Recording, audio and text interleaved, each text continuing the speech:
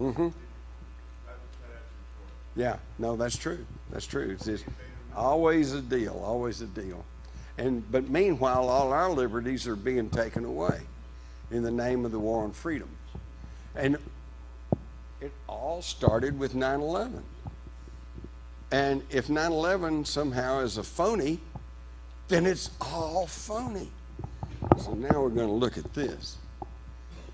First off, we've got our official conspiracy theory.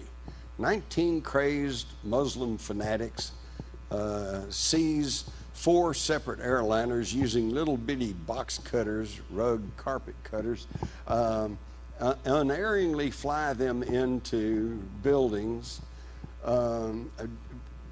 bypassing and defeating our $400 billion defense system, all the while under the control of a Muslim cleric using a laptop computer in a cave in Afghanistan. It's the most ridiculous conspiracy theory I've ever heard, and yet that's what we're expected to believe. Okay, first off, I can't even see what's this all about. Yeah. 2000, even up to 2006, 60% said the government's involved. But let me go back. 9 of these hijackers that they've named turned up alive in the Middle East. They're not even the ones that we've been told about. And how do we know who they were anyway? They say all the planes were destroyed, everything was totally gone. Of course, they did find a paper passport lying in the street in New York and said it belonged to one of the hijackers. How fortuitous. Oh, here we go. These 7 hijackers, they all turned up alive. And this was reported in the European media. And some of them, like, were in Saudi Arabia, and the Saudi Arabian foreign minister says, here he is, he didn't do this. And yet to this very day, the FBI has not changed the names of the hijackers that they told us. All right, but now Abu is going to give us an idea of what really happened. Abu Zabida was one of the highest ranking Al-Qaeda chiefs, and he was caught in Pakistan in mid-2002. Ari Fleischer at that time was the press secretary for the White House, made a big deal about it. Said, we've caught one of the top Al-Qaeda guys, and we're going to make him talk. Well, he was one of the first ones to get tortured and waterboarded, but he wouldn't talk. He was tough. But then they pulled a trick on him. They got 3 Arab Americans and dressed them up like Saudis, and they took old Abu and they took him and said, we're taking you to a Saudi interrogation center, thinking that he'd be all afraid because, you know, the good old Americans, we try to play fair, but boy, those Saudis, they'll do anything. And so they took him, blindfolded him, flew him around a little bit and landed, and then took him in this facility that looked like a Saudi interrogation center and brought these 3 guys in on him. And instead of being fearful, he was relieved. Oh, good, I'm glad you guys are here, you know. And he started opening up and talking, and he said that he was secretly working for 3 Saudi princes, and that their cutout was an Air Marshal Mir of Pakistan that was passing the money and the orders back and forth. Now, who's the closest friends of the Saudis? The Bushes. They were in business with them. They were in business with the Bin Laden family. And they were in business with these princes. Now, once that story leaked out, all 3 of the princes and Air Marshal Mir suddenly turned up dead. Oh, they killed in a car crash. Oh, no. Plane went down. Oh, no. The one I liked was one of these Saudi princes. Now, here's an Arab, a prince in Saudi Arabia, and they said he died of dehydration. What, they don't know how to watch the water supply? Come on. It's almost humorous if it wasn't so serious, because they just play us for fools. And we don't know any better because we don't have a media. We don't have an honest media anymore. Okay, so now we get to the actual attacks on New York. And here on your right, I want you to notice those 47 steel columns going up through the middles of that World Trade Center. And you tell me an airplane, which is basically a flying beer can, because it's just a frame with light aluminum around it, weights everything on an airplane, And you tell me it's going to crash through those columns? And yet, see over here to the left, you see how the government plays with us. They showing this collapse, and they show, well, it starts a fire, and that hits, and then that pancakes down to the next one, and which pancakes down to the next one. But they're not showing you the entire floor. What they've diagrammed here is simply from here to here. None of this is taking into account all of these girders and supports. You notice the explosive nature of the whole thing there, and you notice, if you can go back and start looking at some of the pictures, you see what they call these squibs. See here and here. This is stuff blowing out below the floors that are collapsing. Now, if the building collapses and it's got all this structural steel in there, it's going to hesitate. Yeah, it might go down, but it's going to hesitate a little bit. All those buildings, including Building 7, just went because obviously all the supports had been knocked out. Also, if you've got a 110-story steel and glass and concrete building and it collapses down, it's been estimated you should have a debris pile of about 10 stories. This is what we have. This was taken right after it all fell. There's no more than 2 stories there. Where did it all go? Where'd the toilets go? Where'd the metal filing cabinets go? And in the midst of all that, we see Building 7, the Solomon Brothers building, standing right here, seemingly untouched. But it did have some debris flying around, caused a few little fires. But they apparently didn't think it was that bad because they pulled the firemen out at 10:30 that morning. Oh, they pulled the firemen out at 10:30 that morning, and then that afternoon it just went down.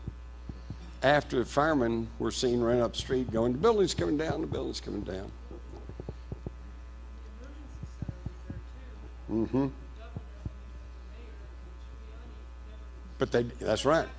In Building 7 was a fortified emergency response center, which Giuliani did not even bother going to. And the thing about Giuliani that really sticks with me, because I saw this that was happening, he was on Versey Street in a makeshift command center, and they interviewed him as he's running down the street, and he's got dust and everything all over him. And they said, yeah, we were in the command center, and a young man ran in and said, the building's coming down, and we were evacuating when the tower came down. Well, wait a minute. What young man? Who told him the building was coming down? Why didn't they tell the firemen in the building that it was coming down? How did they know it was coming down? We were told, oh my God, it fell down. Who was expecting that? Nobody. I get to that. Now this is where, here, the North Tower is over here. Here is Building 7. And notice how that it just collapsed right down into its own little footprint, did not damage the Verizon building or the U.S. Post Office or to either side of it. That is a building demolition.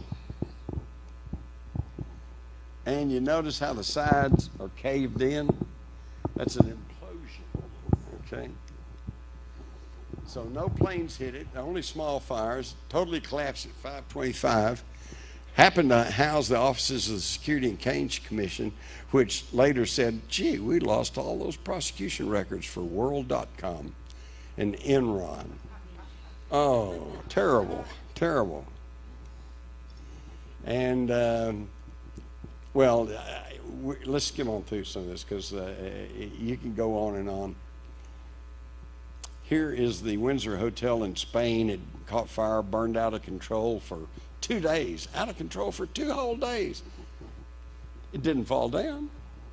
Steel structured buildings do not collapse on their own and because of fire.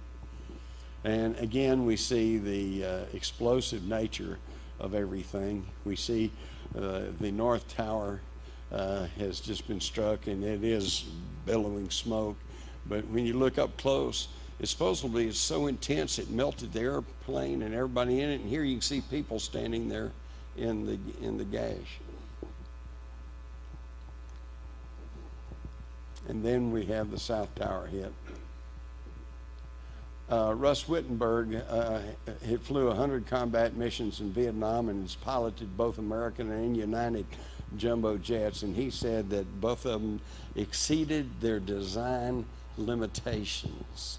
Okay, now this gets important because airplanes have what essentially, they're run by a computer, and the computers are programmed so that they cannot do certain things. You cannot make a climb greater than certain degrees. You can't dive greater than certain degrees. You can't make a turn because of the safety and the comfort of the passengers. And what we have here is they were exceeding their design limitations. There's only one way you could do that, and that is to override the computer and be controlling it from somewhere else. And this is exactly what happened. We now know about Global Hawk and how that they can take over planes and fly them remotely. In fact, in the summer of 2001, a Boeing 737 took off from Andrews Air Force Base, and not Andrews, what's the one out here in California? Edwards, thank you. Edwards Air Force Base, flew to Australia, flew 12 missions, and came back, landed safely at Edwards, and all the time there was nobody on board. So they had this technology in 2001, but we didn't know about it. Quick question about the flight data recorders. I have completely opposing information. They were recovered, they weren't recovered. What do you know? There's some question about all that, but I know they did recover the flight recorder for Flight 77 at the Pentagon. And the interesting thing there is we're told that Hani Hanjour, the hijacker, you know, had made this incredible spiraling diving curve, leveled out, and then went right into the bottom floor of the Pentagon. And yet the flight data recorder, according to pilots for 9/11 Truth, said that it showed that the flight deck door had never been opened during flight. So how did he get in there? The whole thing stinks from high to heaven. I mean, good, bad, and everything. These are not just discrepancies and details. I'm an old police reporter, and I've covered all kinds of murders and wrecks and everything else. And yes, there's always a few questions. There's always a few things that never quite add up, but this thing is just one after another. The E-4B, okay? This is the Flying Command Center. One of these is in the air at all times. In case there's a nuclear strike, they're up in the air, they'll survive, and they can launch, the counter strike. They have the electronic capability of taking control over these aircraft. And there was an E-4B sighted over Washington at the time of the Pentagon strike, and another one sighted over Manhattan. And for whatever worth it is, any of you all know about remote viewing, you'll know that I got one of the best remote viewers to take a look at 9/11, and my question to him was, and of course he didn't know the question, he just had a number. But my question was, who's at the controls, or who controlled the planes that flew into the World Trade Center? And the bottom line was, he came up, he said it was being controlled by another plane, the E-4B. Now, once you understand this kind of gives us an idea of probably what happened to the Malaysian Flight 360. Mm-hmm. Well, they dumped them over the Ukraine. That's a good question. Now, I can't tell you because I can tell you what didn't happen, but I can't tell you precisely what happened. But like on Flight 77, well, for one thing, if you read my book, you'll find there's some evidence to show that a similar flight landed in Cleveland that morning, and the city mayor said, we have a flight, we think there's a bomb on board, blah, blah, blah, and then it just kind of disappeared. And then also you have to go back to Operation Northwoods. Northwoods was a plan approved by the Joint Chiefs of Staff back in 1962, and basically they're going to bomb American cities, set off bombs, they're going to assassinate selected American cities, they're going to hijack planes, hijack ships, blame it all on Castro. And one of these plans was to take a commercial airliner and ground it, and then take a similar aircraft, paint it up like it's the commercial airliner, fly it out over the Caribbean by remote control, and then by remote control set off a recording saying, "Help, help, mayday, mayday, we're being attacked by Castro's MiGs," and then by remote control blew up the aircraft and blame it all on Castro. Now this was a plan that was proposed and accepted by the Joint Chiefs of Staff. Northwoods. It was only canceled by John Kennedy, who said, "We don't play that kind of game." So I think they resurrected Northwoods and spiced it up a little bit for 9/11. Yeah.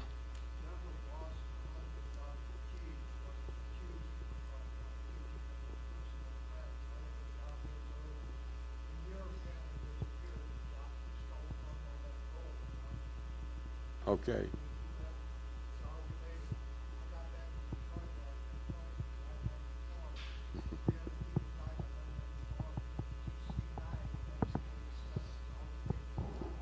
Okay. All right. Yes, and that again, the gold seems to play a role in all of this. So there's a picture of the E-4B being taken. It was captured by the mainstream news media over the Pentagon. Again, just more details, but you can see here on Flight 175, they just kind of grazed the tower. So, you know, and yet that was the one that came down first. It burned less time. And yet, because of all this, all that fuel burned off in the midair. You know, what brought down the building. And there's all kinds of things. Mike Perrotto was in the basement, heard an explosion, was knocked down. I think I can tell you, William Rodriguez and other ones, the explosion's deep in the basement. Okay, so here's what I think happened. You got a shaped charge, possibly nuclear, and it blows out all those columns. And then you've got thermite charges, and they're set off, and then since the columns, all the support's gone, then they pancake down, exactly as we've seen. Yeah, okay, let's keep going here. But now this is kind of interesting. This is a picture taken, and you can see the two World Trade Center towers are still there, and yet this building 6 is all burned and scorched. So, and that's the one that there was a huge hole in the ceiling, and it's like, what caused that? They never quite tell us about that. So you can see these gaping holes there, and also this is a thermal thing that shows that a month or so afterwards, there's still these heated areas. This again indicates thermonuclear activity. Now, some of you older guys may remember that back in the 50s, we were shown newsreels of them firing atomic cannons. Had a big long cannon and it fired an atomic shell about 10 miles, and then the mushroom cloud goes up. So they had an artillery shell back in the 50s, probably about that big, that was nuclear. So don't laugh when somebody tells you by now they've got little nuclear devices about the size of a softball or a basketball, and you use those as shaped charges. But again, this is exotic technology that we're not generally known about. There you are, John. Oh, thanks. Hello.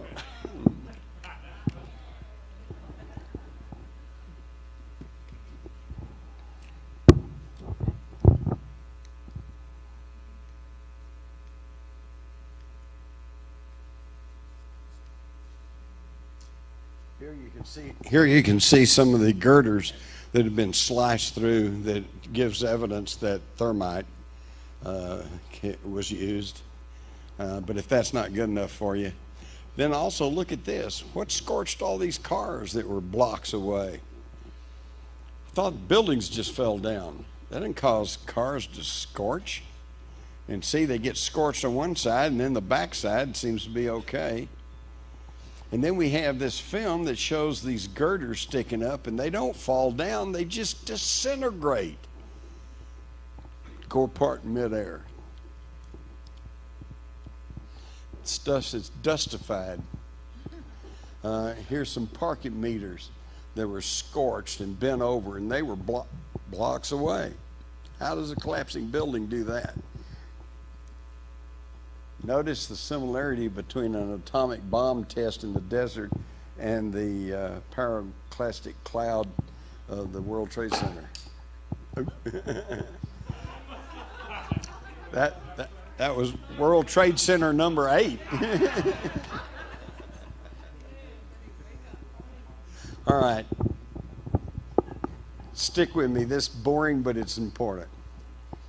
At the basis, 9/11 was an insurance scam. 2 months before the attacks in the summer of 2001, they had a real dilemma on their hands because the World Trade Center belonged to the Port Authority of New York. And but they were 30 years old. They never were liked. People called them the David and the Nelson because they were built on Rockefeller land, so it gives you some idea of who's involved in all of this. They thought that the 2 big towers broke up their beautiful skyline, and they were never profitable. They never filled them up, okay? In fact, I think it was the South Tower, perhaps, that, was like maybe half empty, all right? Plus, they were 30 years old, and they were deteriorating. And there was a secret study done to see if they couldn't renovate them. But can you imagine what it would cost to put scaffolding up 110 stories?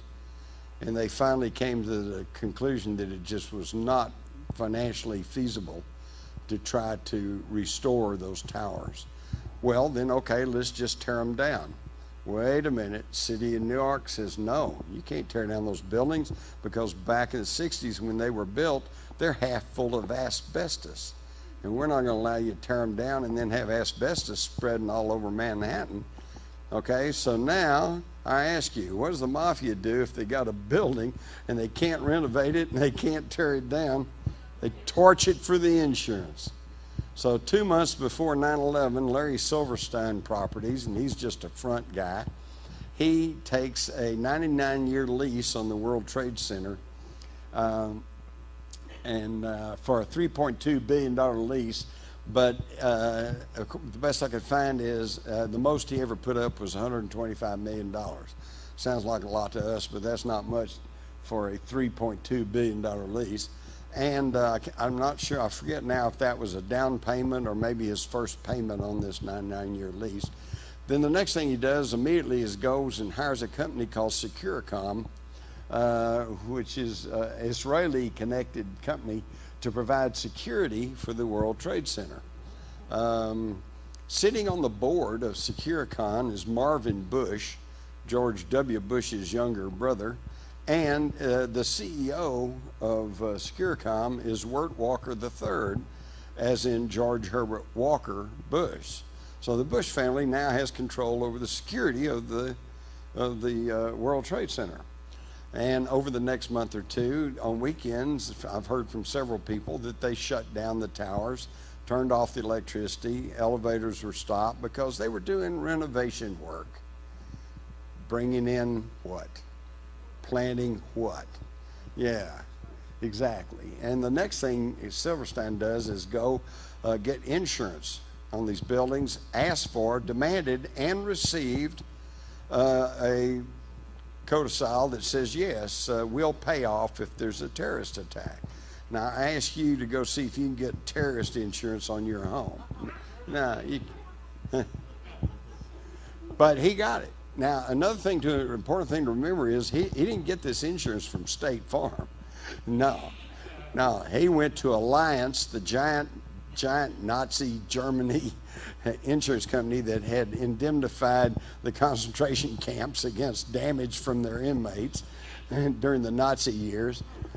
He also was working with Swiss Re and another Swiss insurance firm.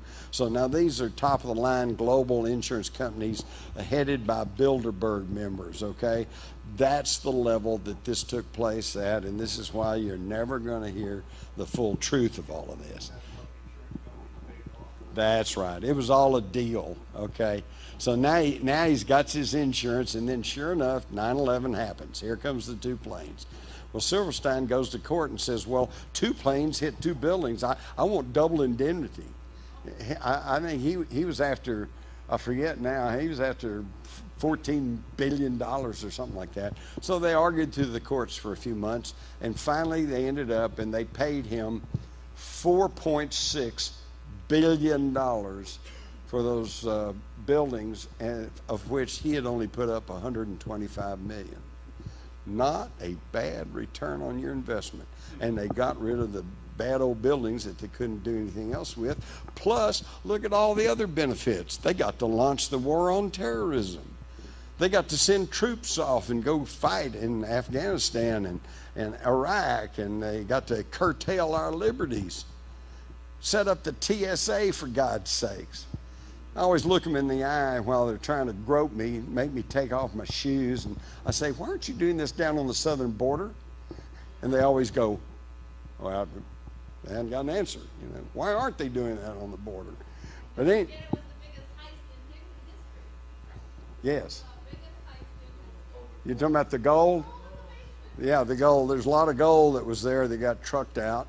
That's another thing. Say, huh? Yeah, yeah. Now, yeah, just go Google missing gold Trade Center. Anything like the Kennedy assassination or 9/11, when you get something of that magnitude, if you'll really dig into it, you usually find it's never just one cause. It's a confluence of causes. All right, well, let's keep going. Quickly, we'll look at the Pentagon. What we told happened there didn't happen there. Here's the one. Now, this is the picture you never hardly ever see. Let me jump forward one or two. Ah, wait a minute, I'm going the wrong way.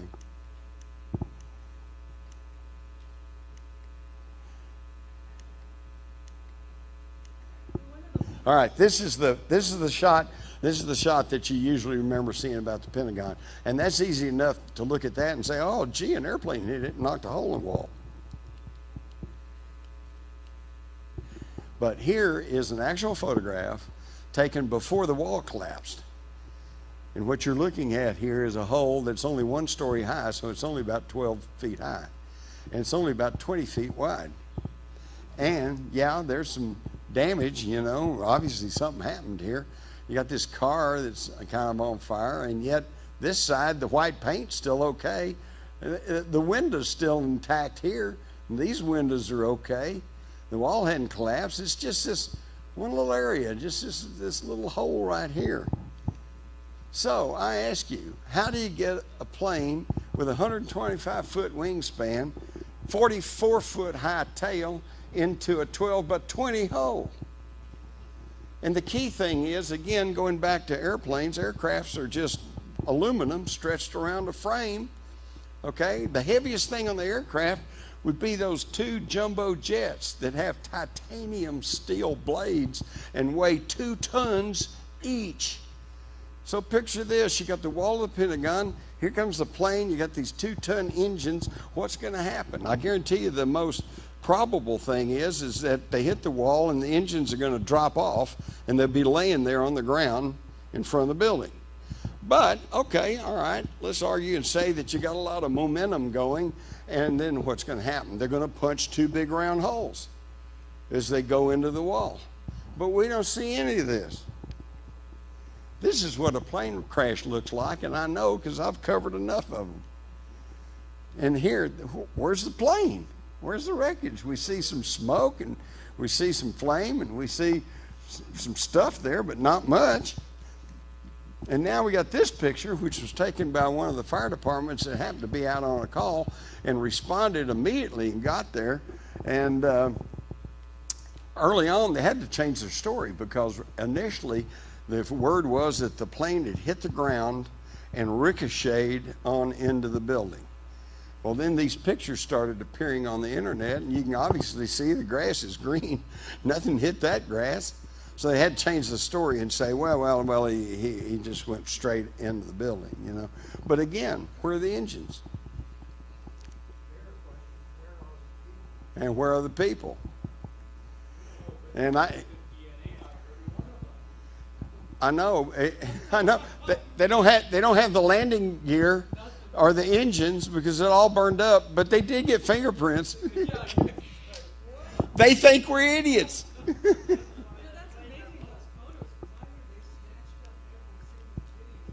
I was grabbing stuff off the internet that day, and they were posting stuff, and a lot of that went down, okay?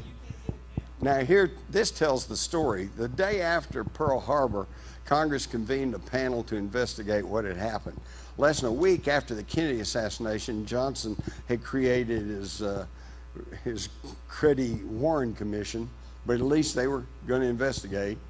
2 years after the worst attack by terrorism in United States history, we still had no investigation as to what had happened, but finally, pressure from the families of victims finally forced George W. Bush belatedly to go ahead and form a 9/11 commission, and he funded it for $3 million. $3 million? Now to us, that's a lot of money, but I guarantee you, in Washington, that's pocket change. Okay, and even the 9/11 Commission said, we can't do anything for $3 million. So he finally kicked it up some more, and by the time they were finished, it had cost the taxpayers $13 million. Okay, well now, wow, let's see what kind of investigation we got. In 2004, the Republican National Committee announced they had spent $60 million on Bush's inaugural parties. 3 times more than they'd spent on investigating 9/11. 4 times, thank you. If I could do math, I'd be in banking. And the whole 9/11 Commission report was just full of 115 significant omissions, including how did they explain the collapse of Building 7? They didn't. They didn't even mention it. How's that for an investigation? There's some of the other omissions. It was total fraud, waste of money. And we now know that they had military exercises going on at the very time. I talked to a Sergeant Chavez who said that prior to 9/11, Cheney had taken charge of NORAD, that the Central Command was involved in drills on 9/11, and that one of the drills at least involved hijacked planes striking the World Trade Center. Why? The games, and the first time in his experience, and he had been in the military about 26 years at that point, he said for the first time in his experience, these war games were classified. And he said that they had inputs, false images, placed on the radar screens indicating hijacked airplanes. This created the confusion, because when they contacted NORAD and said, you got any interceptors in the air, the first question was, is this the exercise of the real world? They got the whole thing confused. This is an inside job. Who could do that? Bin Laden did that? I don't think so. And then we've got we find the NSA had intercepted a message from Muhammad Atta on the 10th saying the match is about to begin. Tomorrow is 0 hour. So, number one, he didn't call it the battle or the strike or the jihad. He called it the match. The games, the war game exercises start tomorrow. That's our 0 hour. And how does he know that? Inside job. And you can know this now by reading my book. But this all goes back to this exotic technology to the Iraqi National Museum. I have the stories in my newspaper files from the Associated Press and other stories from 1999, 2000, where German and French archaeological teams are making amazing new discoveries in Iraq, and including weapons. Weapons? Wait a minute. What are we talking about? A rusty old sword, or a spear? I don't think so. And where would they take these new amazing discoveries? To the Iraqi National Museum in Baghdad. And since that's new, they probably had them in the basement before they could be cataloged and presented. And all of human history was residing in Baghdad's museum. And they're finding all kinds of things. For example, you all may or may not know the story of Gilgamesh, the Sumerian king who said his mother was a human and his father was one of the gods. And he went along with his human companion he could do to try to locate the ancient gods so they could learn the secret of immortality. Well, everybody thought Gilgamesh, the world's first greatest story, was just myth, a legend, until some German archaeologists found his tomb under the Euphrates River. So all of a sudden, Gilgamesh is not some mythological character. He was a real king. This really happened. And so when he's saying that, he was part of the Anunnaki, maybe he was. Wasn't that being excavated during the Bush? Yes. Yes, exactly. And that's why they knew all about it. They were aware of all this. We weren't, unless you were keeping up with some of the scientific stuff. Now, we're told by the mainstream media that Saddam Hussein believed himself to be the reincarnated Nebuchadnezzar. So I think it would behoove us to go back and see what Nebuchadnezzar was up to. Well, he was building Babylon, one of the greatest civilizations at that time. And then he built a structure out of gold, and it describes it. But it's come down to us, translated or interpreted as a fiery furnace. Well, it couldn't have been a fiery furnace because people went in and out of it. But they got sick and they died.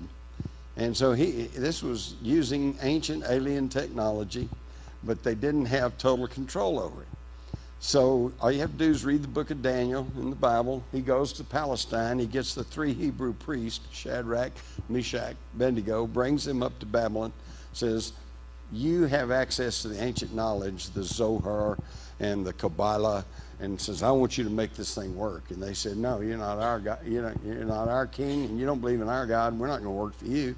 He said, well, I'm throwing you in it, and if you don't you either make it work or you'll die. And then, interestingly enough, it doesn't just say they chunked them in it. It says they donned their raiments and their hats and their cloaks. What's that got to do with anything?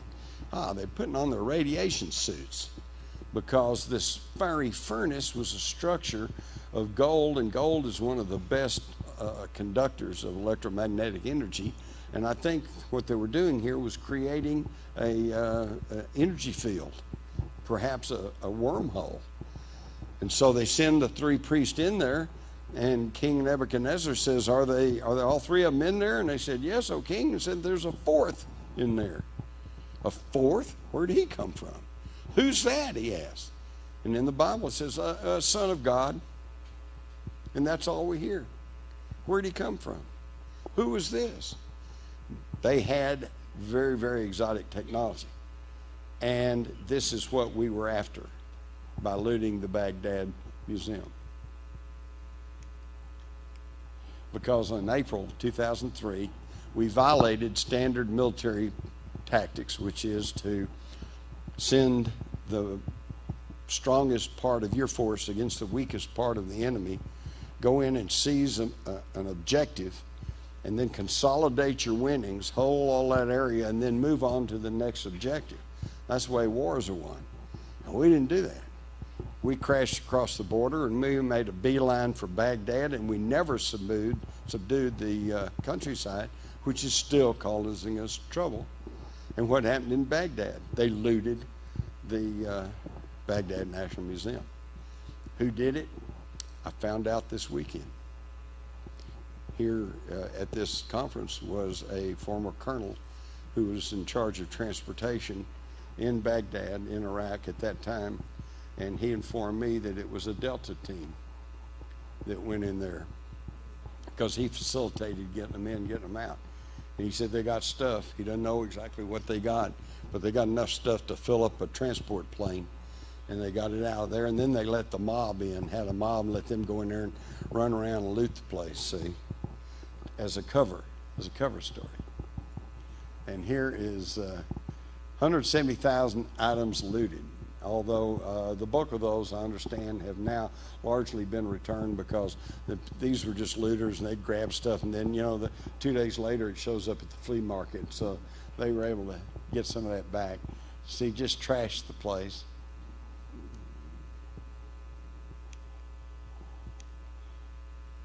But interestingly enough, they were able to get troops over there to guard the oil ministry.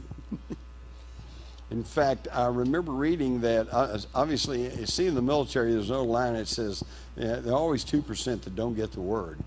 Okay, so this thing was all planned out, but somebody didn't get the word because when this looting started, they actually got an American tank and some troops up there, and they started to break the whole thing up. But then they got orders to pull back. Even though prior to our invasion of Iraq, various directors of museums from around the world had pleaded with the Pentagon that, you know, all of human history is in the Baghdad National Museum. Please protect this, and they had been assured that it would be protected. What happens, we send the Delta team in to destroy it and grab the good stuff. Colonel Matthew Bogdanos, Deputy Director of the Joint Interagency Coordination Group, investigated the looting for General Tommy Franks, and he said,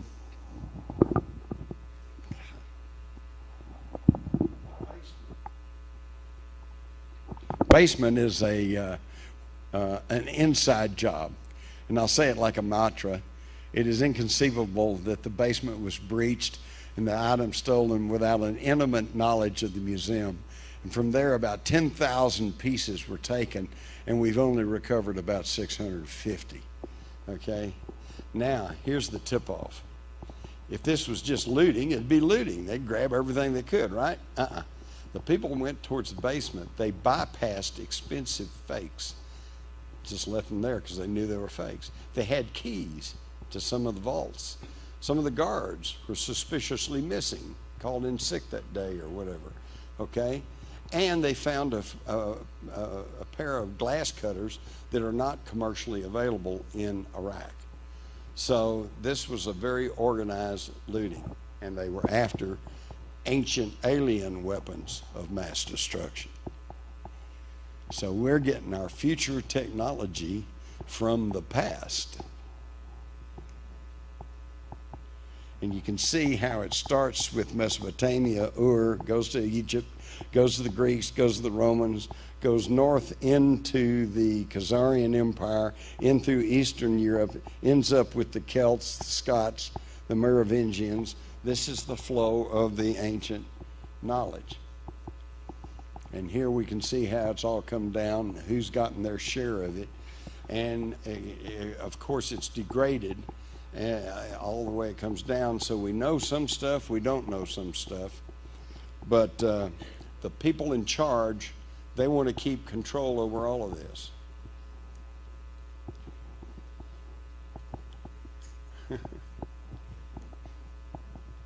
And part of this is through lack of vision.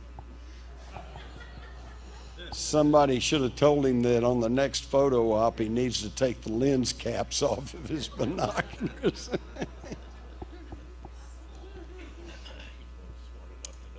No.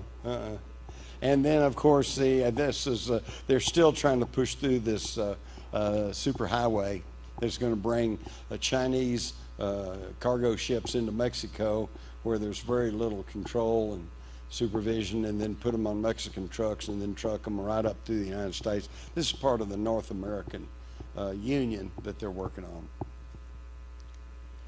So, get back here. Who's attempting to rule us through secrecy and deceit?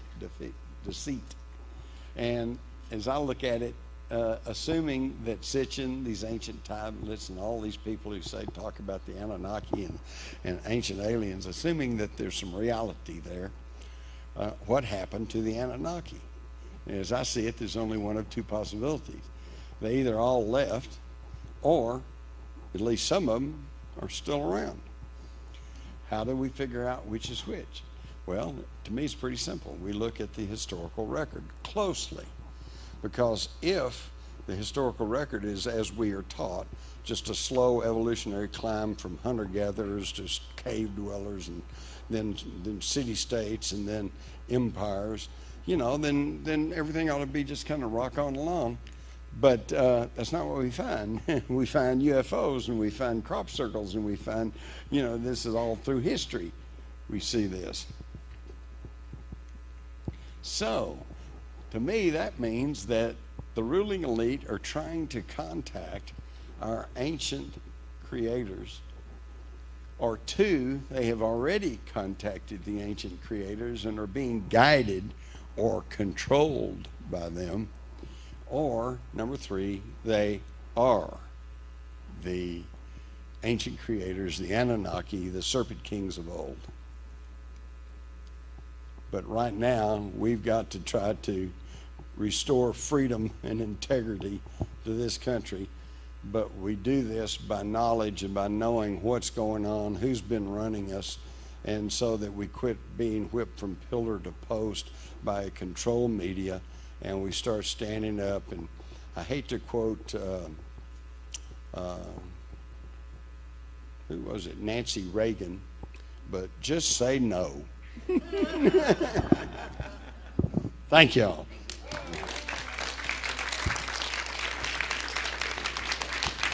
All right, we got any questions?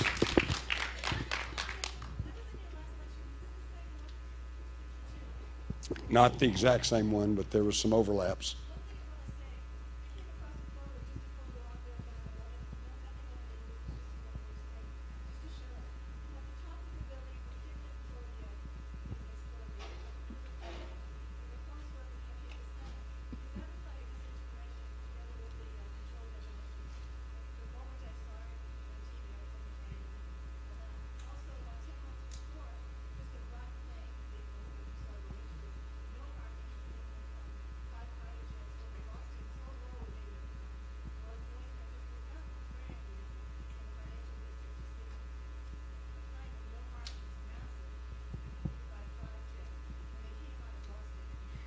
When did this happen?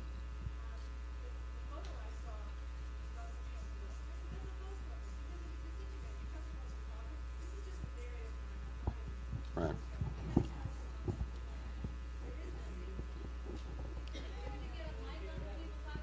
Yeah, that's true. Sorry. Okay.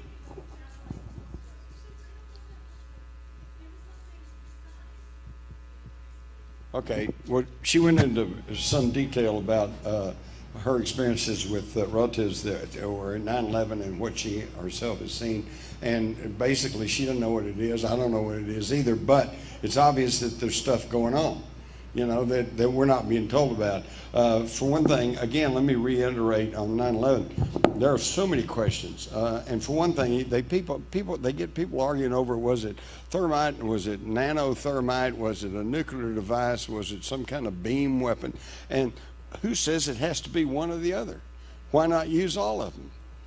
And if you use exotic technology that's not known to the public, then you can put up any cover story you want to, and nobody can easily refute you. Yeah. She thought it was a nuke in the basement. One of the things that brought up about that especially is that They couldn't demolish those buildings. They couldn't bring them down in a typical controlled demolition, no. because that area in which the buildings was built was actually a sink that was taken from the river. And it was heavily reinforced, but the crashing of the building would have ruptured that and would have flooded into New York. So it was a very clever way they did it, combined demolition with dissolving the building. It was pretty well thought out. Smoke would have dissolved it. And, Yeah. There's no way the fuel and Well, if y'all want to look at, go look at Judy Wood's website, and she will give you some pretty good information about how that some sort of beam weapon was used to disintegrate the steel in the buildings, and I tend to agree with her. Well, then what about the concrete? How does that just evaporate into the, you said that there was only it's two. vaporized. It's vaporized. Is it vaporized? Yes, by the pressure from a nuclear weapon. Wow. On another whole level, what I found fascinating was that the president sat with the kids for 45 minutes reading a story About a after goat. hearing this. Yeah. I'm like, are you kidding me? And then there was supposedly footage, because he's this brilliant guy, that he walked out after 45 minutes like, well, kids, better go take care of this now. Yeah. And he walked out and actually said, oh, well, this was just terrible with the first, and then when the second one was hit, and it was like, cut, it hadn't hit the Right. second one yet. That's right. Yeah. Twice, not once, but twice, Bush said he saw the first plane hit the building. And he thought to himself, I'm a pilot. Man, that's a really bad pilot. You know, da, da, da, da, da. And of course, we all know that nobody saw the plane hit the building the first time because supposedly nobody was expecting that. And yet he never rebuked that. He never said, no. So how did he know that? And did he actually watch something? He may have. He might have had closed circuit TV, and he's watching the thing unfold.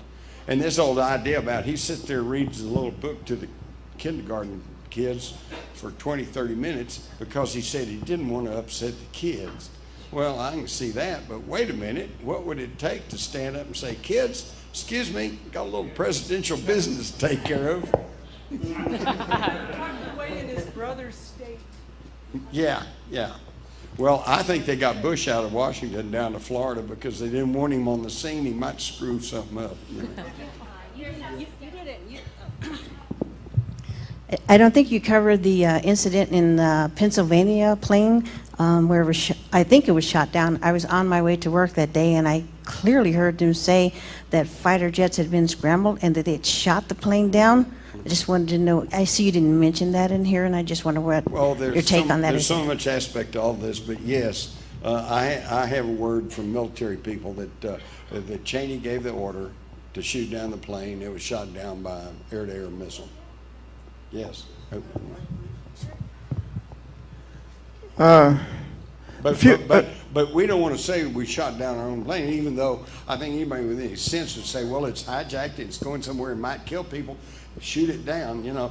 But no, instead of appealing to our sanity and consideration, they got to give us a heroic story. Let's roll. Certainly could not have gone into that hole at Shanks. No. In fact, the clincher on that is, like I said, I've covered plane crashes, and they're a mess.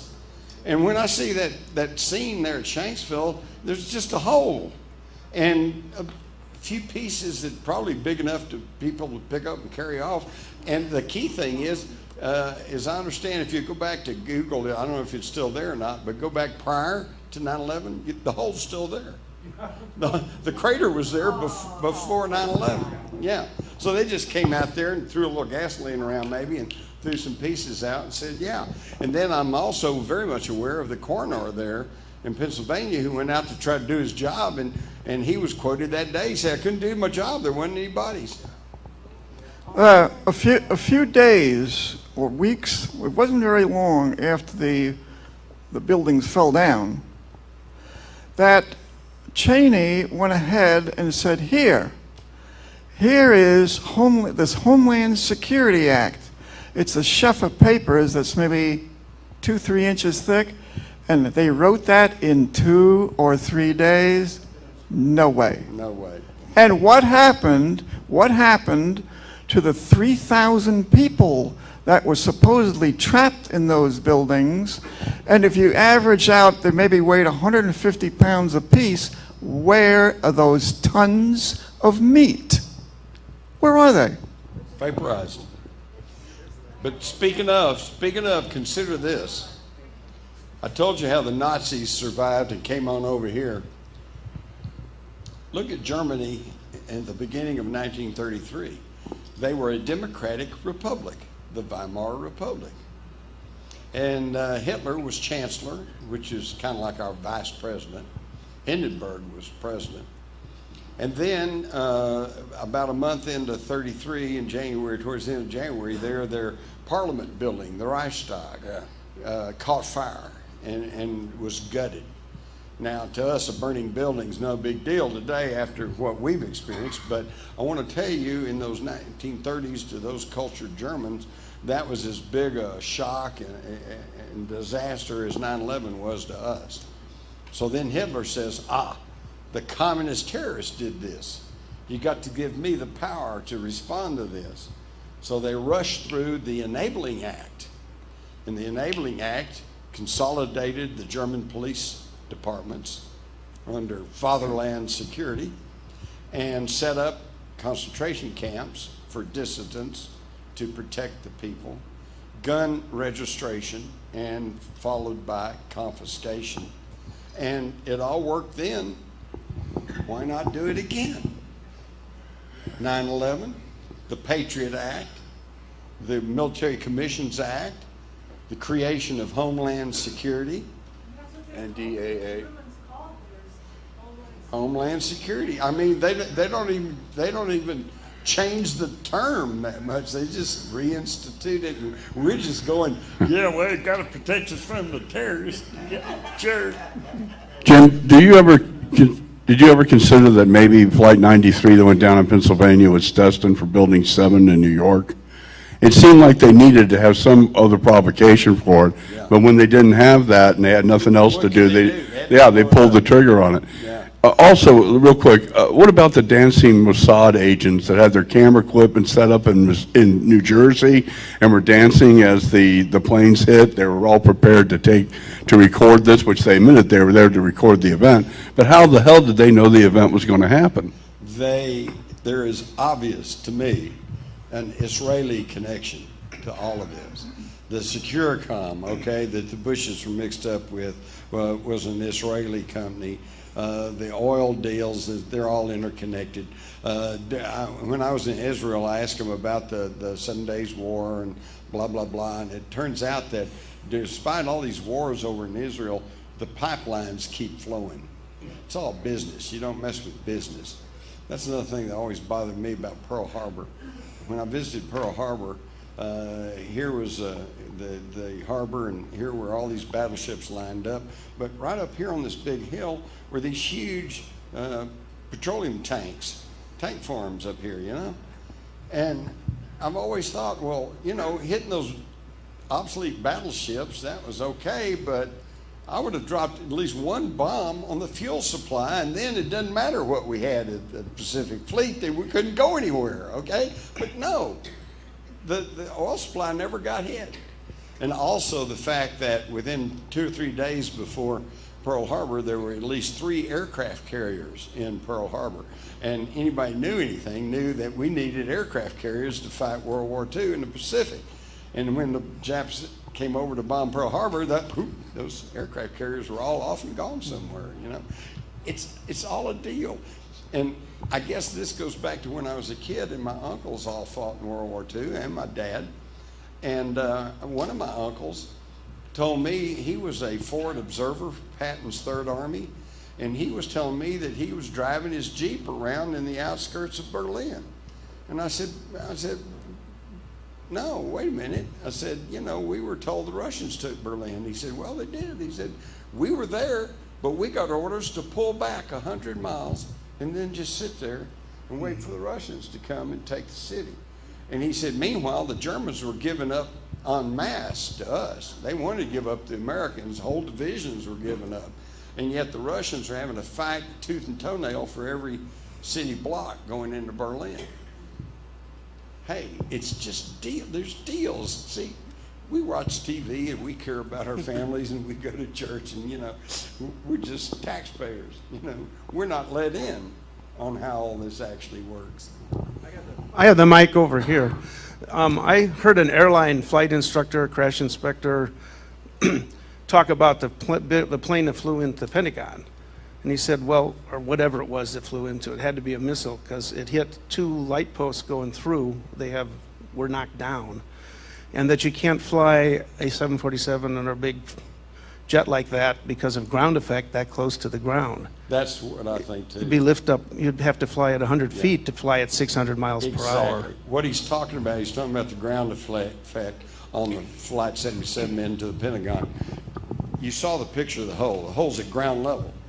You can't get a plane. It's impossible to get a plane at that speed, at that level, because you're pushing an envelope of air in front of you, and you can't do it. It would bounce you back, you know. The whole thing is just so full of anomalies.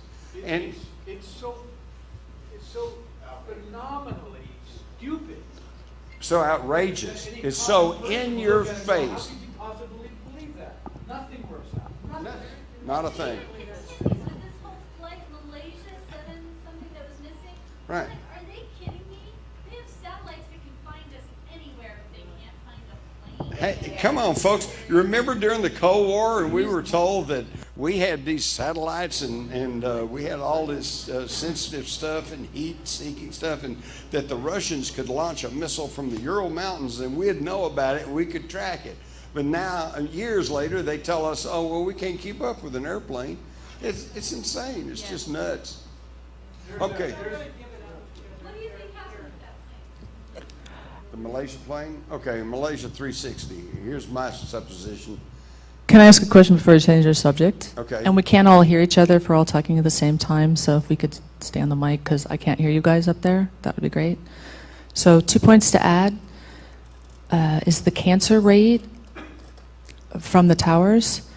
The first responder dogs died, the first responders died, a lot of people that were in the dustification that died, and whoever came out and said, oh, the streets are safe, and that level would not be achieved. Of Health and Human Services. Yeah. Said, oh, The level of that cancer rate would not be achieved just by a fire. You'd have to aerosolize the asbestos and have, radiation and all kinds of things to cause that high level of cancer rate. I believe there's a class action lawsuit right now or something going on with a lot of those people that were survivors and their high cancer rate. Yep. And then I always found it to be a curiosity, and I would like your opinion. I was actually asleep and got rudely awoken when, my boyfriend at the time was like, oh my God, the towers. And my first thought was, doing the math on the planes, you find out that all the planes were 25% occupancy. Then you find out that the towers were basically vacant. You got the calls where people were told not to come to work, and they hit the towers before the wonders of the world were open. So the death toll in the buildings was as low as possible. Then when they hit the Pentagon, they hit in the area where they were remodeling, so that was also the lowest death numbers possible. So I always found that a curiosity. The planes were as low as possible. The towers were as empty as possible. Yeah. And you had those different wings. The one investment firm lost all those people. The other people didn't, et cetera, et cetera. And then you could also go into the short selling of the stock and on and on and on. Oh, yeah. But I'm curious why the casualty count was so low. If it was bin Laden, he'd want to kill as many Americans as possible. Well, they're evil murderers, but they didn't want to be too bad. Yeah, I just find that weird, But you mentioned something, though, that bugged me from the very beginning, which was I was flying a lot in 2000, early 2001.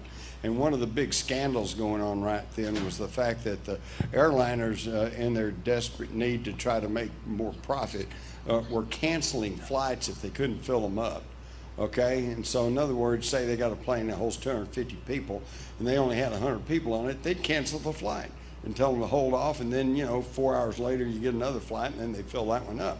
And so I was well aware of this because I got caught in all that, and so then on 9/11 I see that here's these 4 flights, and one of them, they all carried a couple of hundred passengers, and one of them's got 64 passengers, one of them's got 59 passengers. Why? What is with that? The whole thing stinks to high heaven, and unfortunately, see, we're in a position now to where folks like us, we can ask these questions, but where are our so-called leaders? Where are the people that we voted for to try to ask these same questions and get us legitimate answers? They're not there. So what are you going to do about it? I'll tell you one thing. You got November coming up. Check and find out everybody on your voting list and find out if they're in office. And if they are, vote them out. Send them a little message, okay? And if they're decent, they'll go along with it. I remember Ron Paul, who I still have a high regard for. I wouldn't trust any of them, and I don't trust him 100%. But at least he tells the truth. And he has said, I could put up with being voted out if it means cleaning some house up here. But you got everybody gripes about what's going on in this country, and then they turn around and vote for the same old jerk that got them in that situation. Yeah. There you go. We need a new party. That's right. A new future. That's right. Wait a minute. Let me back off here. She asked about 360. I'll tell you about 360. Yeah. No, over here. Mike is here. 370. Okay, 370 had 20 members on it that were all members of Farscale, a company out of San Antonio, Texas, that is partially owned by the Rothschilds, partially owned by the Carlyle Group. Okay, so now we got Bush, Kissinger, the usual cast of characters. And some of these people were Chinese citizens that had been working for them, and they had been working on sensitive defense type equipment, yeah, as stealth technology perhaps. And according to the contracts, they were partners in the patent process and stood to make a lot of money if all this stuff proves out. But also according to the contracts was if something happened to them, their heirs did not get the rights reverted back to the company. So you got that, you got money involved, and you've got the idea that perhaps Cheney and Bush and these bunch, maybe they decided they didn't want such technology going to China.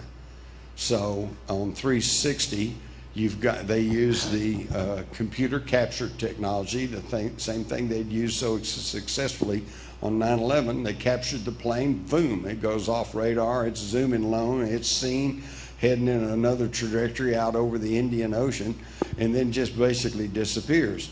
If you knew anything about the guy who sent the email message from his cell phone, he said, "I'm being held captive and they have a hood over my face and I don't know where I am." But the data from his cell phone indicated he was on Diego Garcia, our most secret base in the South Indian Ocean. So, you know, these guys have control over all of that. So they took the 360, they flew it off course, and they flew it. By the way, the pilot may have even been in on it because they found that at his home he had a flight simulator program and had several programs there about landing on Diego Garcia. And that's one of the most secure bases in the world. Nobody gets there unless they take you there.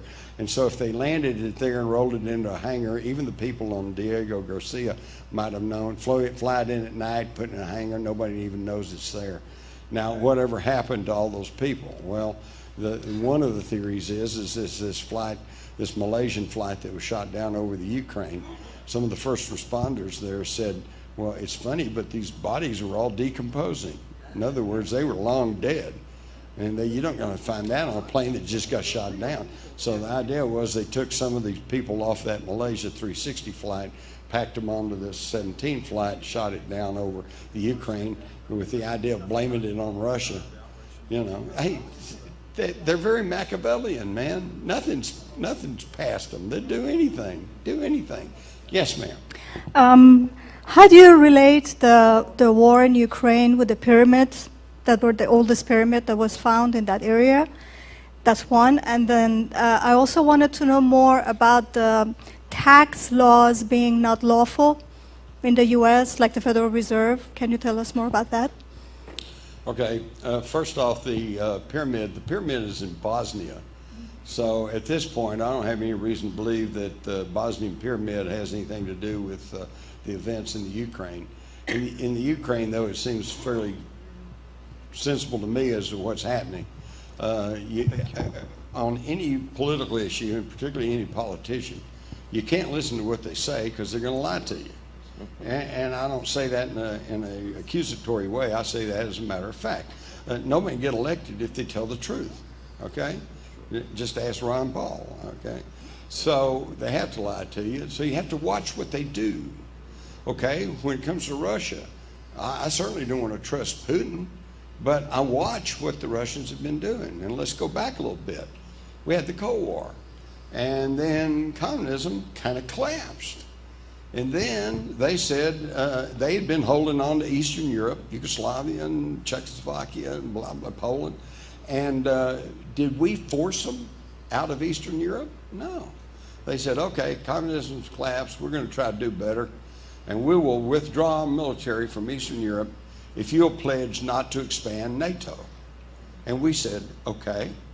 And they voluntarily pulled their troops out of Eastern Europe. Now, they held on to Ukraine because the Ukraine's always been part of Russia.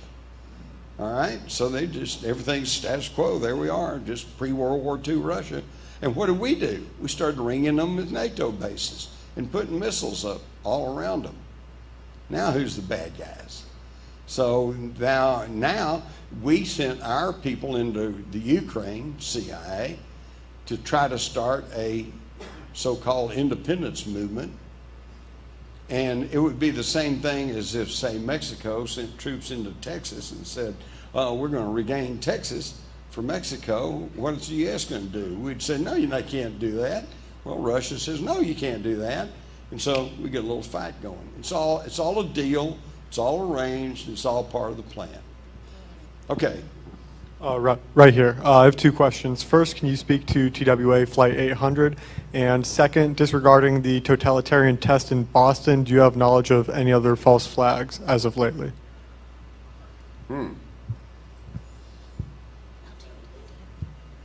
Well, you're asking me to forecast now, and I've never claimed to be a prophet. No, not forecast. Do you have knowledge of any others that maybe aren't mainstream, at least in this crowd? Oh, no, but let's go with your first question about the TW Flight 800, because that does get into some of the stuff and may play a role even in 9/11. You all are familiar with Judy Woods, Dr. Woods, right? And her work on some kind of beam weapon used on the World Trade Center towers, which could explain the disintegration of the concrete and steel and everything else. Okay, now where I differ with her is she seems to think that must have come from a satellite in space, you know, and I think it's closer to home. I have reason to believe that back in the late 80s, they were working on a particle beam weapon at Brookhaven National Laboratory that sits in the middle of Long Island. In the late 80s, about 89, they knocked down a UFO using this beam weapon. And it crashed in Mauritius Bay, and there was a little bit of a blurb about it, and you may vaguely recall the story, and I can't remember his name now, John Ford, I think was his name, up in that area, who kept saying, this is a UFO, and they got a UFO, and the next thing you know, they grab him and accuse him of being a child molester or something and pack him off to the funny farm because he's talking too much about this stuff. But he wasn't the only one. In fact, I have an interview with my friend Leonard Stringfield, who now passed away, who interviewed one of the scientists at Brookhaven who were working on this particle beam accelerator, okay? And then in '92, they used it again to knock down a UFO. And this UFO crashed in South Haven Park. They're right close to Brookhaven, and started a big fire. Well, then we jump on up to, when was TW-800? 96? I think 96. Anyway, the time of the TW-800. And we were trying to figure out what the heck's going on with that.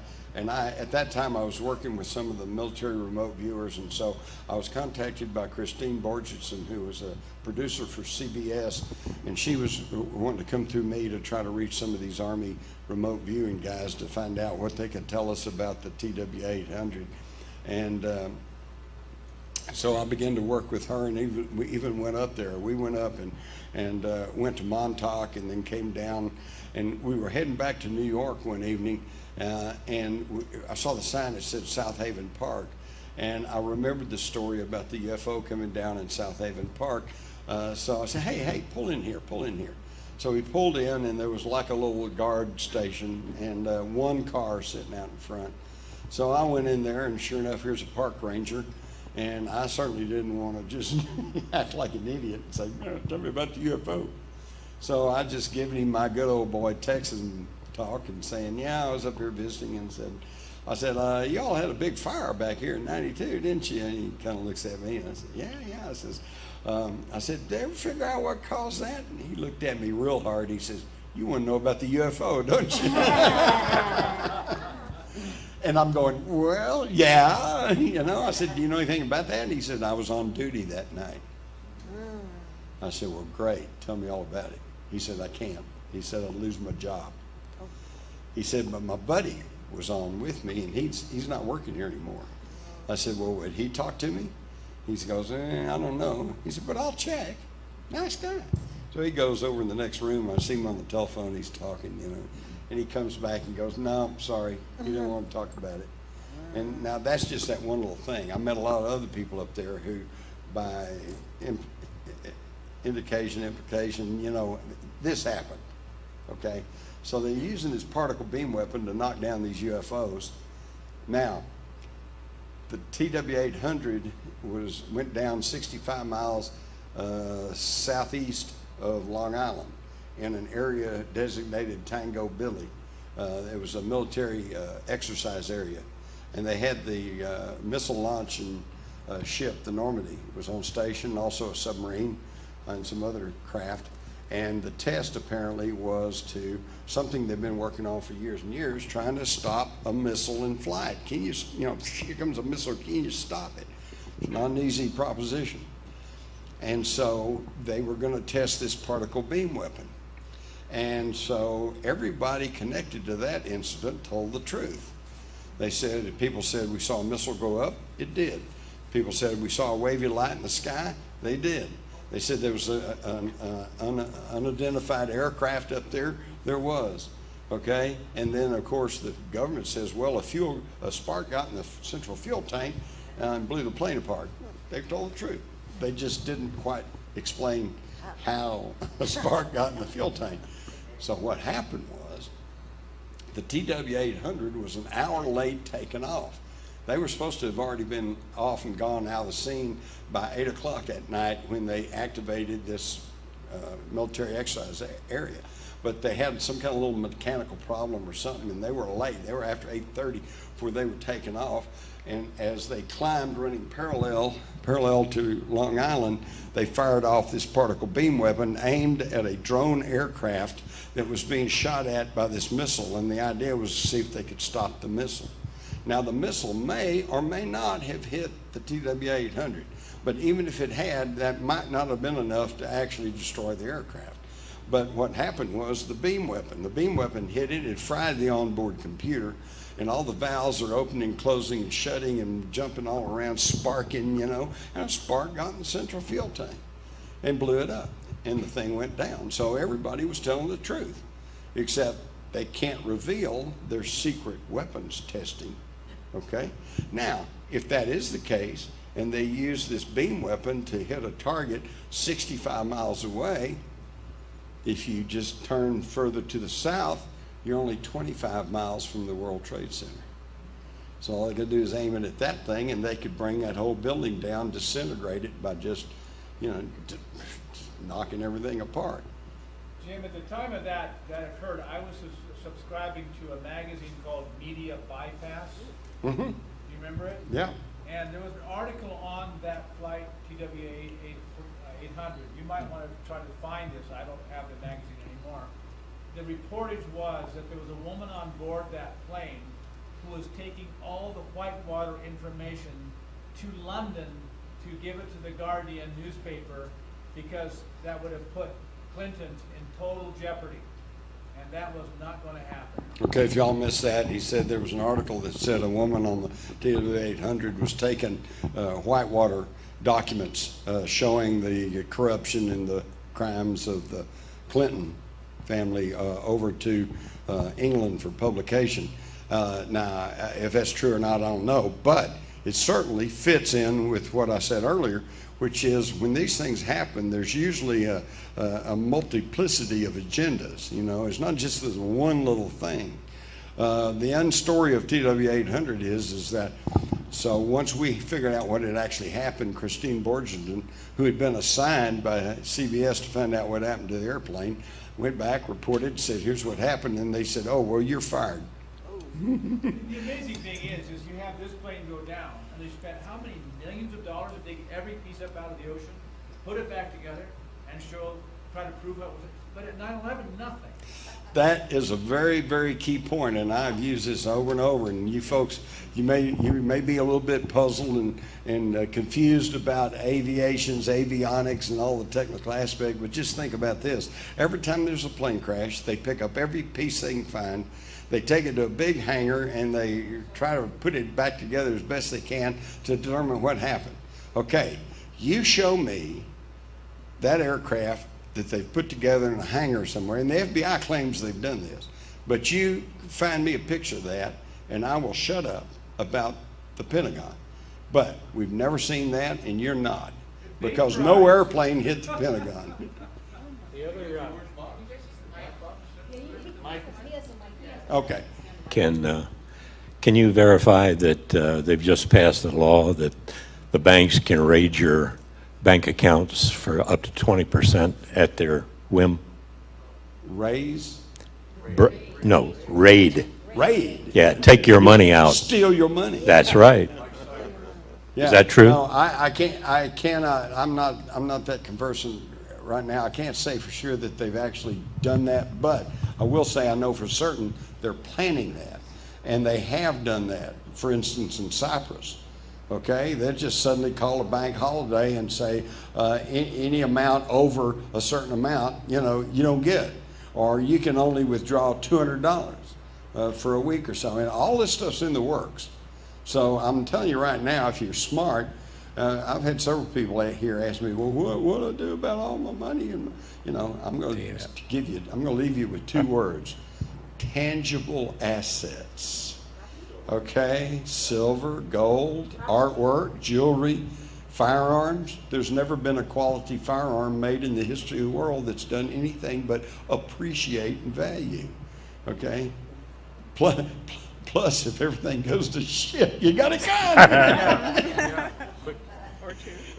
Quick question about the photographic evidence. The only pictures I've ever seen of the hijackers were them on a plane from, I think it was Maine to Boston, and nothing in New York. And I don't know how they explain the fact that there was absolutely no photographs of them at any New York airport or Washington airport. And then the other photographic evidence is the Pentagon must have had hundreds of cameras pointed outward. More than 80. More than 80. More than 80. And the only one we've seen is a parking lot stop with a fire motion. pole. Yeah. You can't see anything. Yeah. So to answer have your you had question, how do they explain all this? Their explanation is, we're the government, trust us.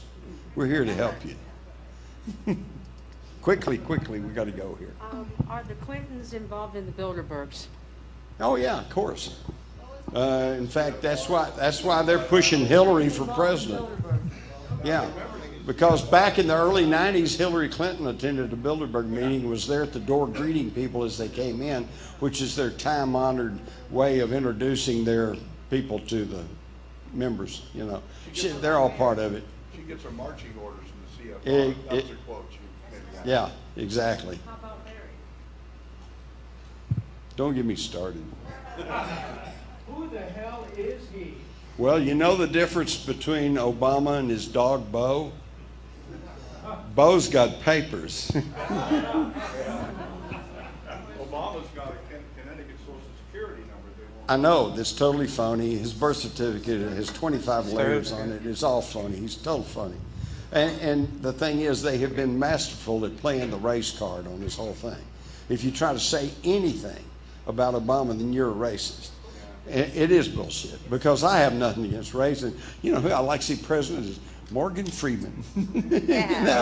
Seriously. He may be a cruddy person, but he's a great president. I got a question. Has anyone tried to file a Freedom of Information request for the footage around the Pentagon? About what? And to release it, to just see it from, like the 80 video cameras. Yeah, of course. But why can't we get it? They stonewall them, or they say we don't have anything. It's, I'm in charge here. Classified. It's all classified. Pending investigation. I have really got to get rolling here, but I appreciate it. I really do.